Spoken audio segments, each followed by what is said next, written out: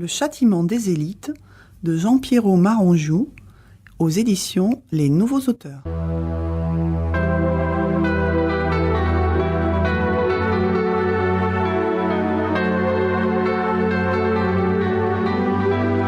La camionnette noire et or d'un transporteur international de courrier express descendit la rue de Miromesnil, patienta un instant au feu rouge et s'arrêta place Beauvau. La compagnie assurait également un service de livraison rapide de colis, plis, objets fragiles ou de valeur.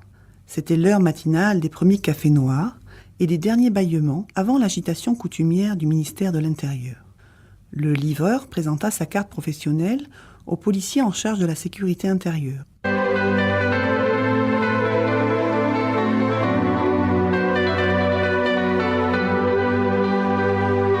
Paris, 2011. Ministère de l'Intérieur. Un colis vient d'être livré et comme pour les autres livraisons, la police est en émoi.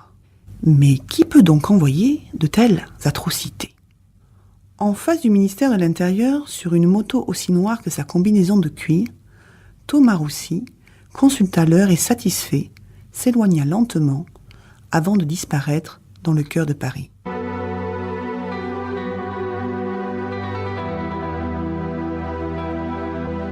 Trop facile, se dit-on au début du roman.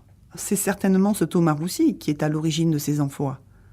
Oui, mais voilà, qui est réellement Thomas Roussy ? Un justicier social qui punit ceux que la justice n'a pas pu condamner ?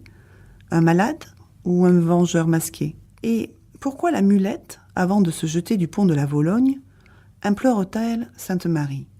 Sainte Marie de Docelle, priez pour Thomas, faites que sa vie soit calme et tranquille. Faites qu'il m'oublie.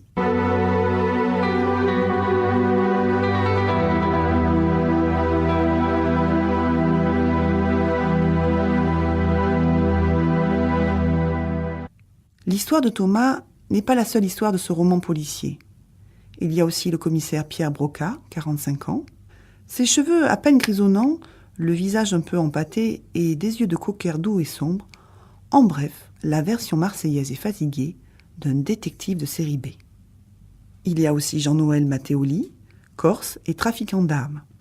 Madame la préfet, Jean-Noël approvisionne en armes les États bananiers avec lesquels la République française, drapée de sa pureté constitutionnelle, ne souhaite pas être aperçue. Plusieurs ministres et présidents l'ont reçu en grande pompe et connaissent parfaitement son visage.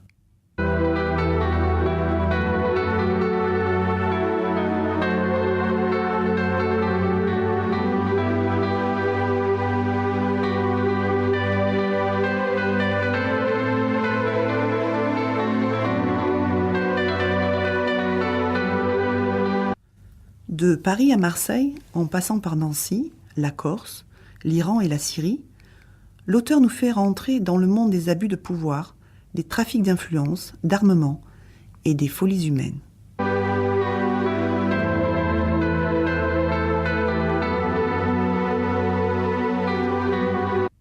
Les femmes ont une grande place dans ce roman. Fanny Moretti, adolescente de 14 ans, lumineuse et marseillaise, Cécile d'Archambault, jeune préfet de la République, au caractère fort et sans compromission. Elle était femme et fière de cette différence acquise au prix de combats et de souffrances.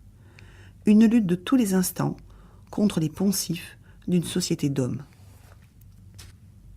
Il y a aussi les Madeleine Médard, deux homonymes pour deux faces de l'être humain, le mal et le bien, la mulette et toutes les autres proies innocentes ou consentantes du genre masculin.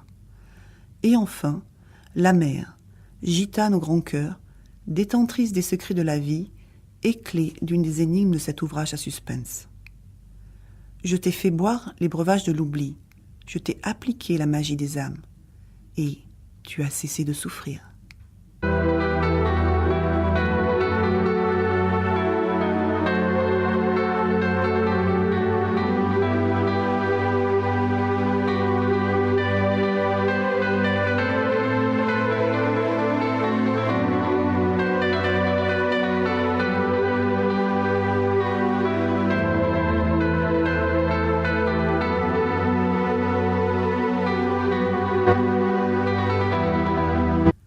Ce roman est rempli de rebondissements. Il n'y a pas une histoire, mais des histoires, qui vont s'entrecouper pour arriver à une fin surprenante. Et en fait, oui, si simple et si humaine. Jean-Pierrot Marangiou signe là un premier roman haut en couleur, qui semble commencer en douceur, mais qui nous entraîne dans des sphères que l'humain a encore du mal à connaître et à contrôler. L'auteur en profite pour nous expliquer le fonctionnement des institutions françaises, du Ku Klux Klan et de ses ramifications internationales, le fonctionnement aussi de la traite des femmes et celui des services de la police française.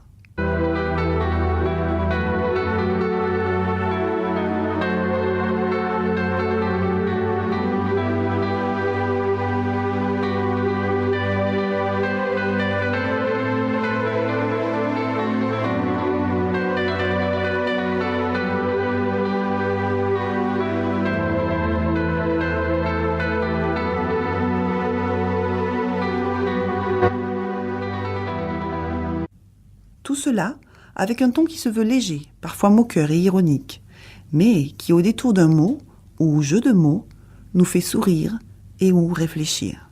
Mes pensées, hors de leur zone de confort émotionnel, s'égrenèrent comme une volée de grives. L'ordonnancement chaotique de mes mots m'apaisait. Les mots dits se turent, les mots tus se dirent, les mots tôt attendirent, et le mot tard s'était enfui. Une balle dans le dos. Alors, lisez avec attention Le Châtiment des élites, car lorsque vous serez à la fin de ce livre surprenant, vous vous direz « Mais oui, comment n'ai-je pas compris plus tôt ?» L'auteur avait donné des indications tout au long de l'histoire. La fin est du grand art, et nous attendons avec impatience une éventuelle suite aux aventures du commissaire Broca. Le Châtiment des élites, un très bon polar où psychologie et société humaine ne font qu'un. À lire au plus vite et pourquoi pas à voir un jour sur des écrans de cinéma.